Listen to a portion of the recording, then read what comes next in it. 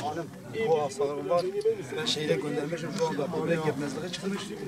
Hayvanlarım yavaş yavaş telef oluyor. Güzel. هم تشویش هم چند تا رونیده. هم به عسیان. افضل سری مایه و به عسیان. راضی به میشه باشخانه ما حاجی علی بالمزه بكون في عسيان.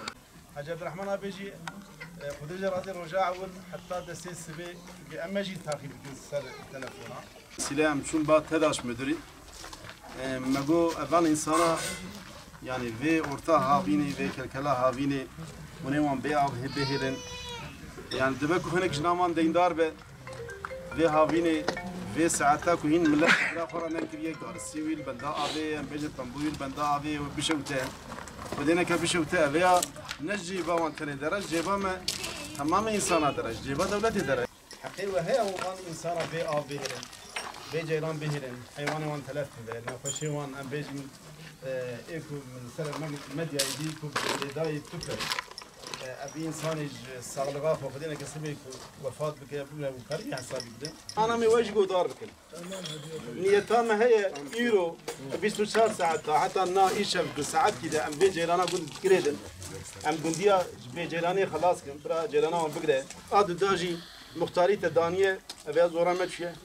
مختاري ملت تسش مشكلة أقرب فكر رماني ملت يقش تدانية صار شافا أما تفدا كاري كتجمع ملت تدانية جفر أمرابن زهرن باقي مقامات شنارز من ورا حال مسألة ورا تعول بموري بدم مورا مختار بيشنه برا وصفه دوام بك. قلتي ساعة ما بخونه زاتن روجات هذا شيء ساعة أنا اللي خصني وي سوزا مردان وأم جزاء زيناكن.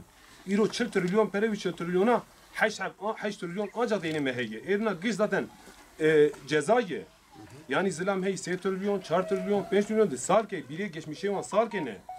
Yani sal ki de ama aynı sal ile xslim 9 milyar fatura jatiye. Bira eme 7 milyar, bira gecikme faizi jmersineke, o bira indirim ejineke, o bira peri xoş gişi bistine fakat vi cezayem kabul naken. Meroja sontaj ile xslim van bisabiriyem de bejin geçmiş ama salik. Ve soza teda şemerda gome o sosi verserken ونش var avdaniya xo beken hatta ona abone xo çeken. Ve tüketimi ve çuçu onu hak tüketimi xo beken. Bir soza merdan. Fakat tüketimi ama 7 milyar bin, 9 milyar bin, jmer 7 trilyon, 4 trilyon azı kireben, İrod beci azı jüvi 9 milyarı isti %35 indirim ekim, %40 indirim, bira hiç indirim eneke. Bira geçikme faiza vi sineke, fakat vi cezayı hukuksuz yere hati birin. İkincisi tego gotiye, elemanım şunu veya luan xasını seri muan şikastını pirek şunu kes merkez ki nextiye. Meseri kes ki ne şikan diye, o en bir pirek bu seleka ne şunu serya ne şunu peşavan. Veci dere vatken. Dere der bas bugün mevane diye, uan şvarsa hesabı koyan zikriye. Emin abuna mehege. Sarçun sezon sonu hatını cemen. Haczi altında kalsak da hiç süramasak da biz bu cezaları haksız, hukuksuz yere kesilen cezaları ödeyelim.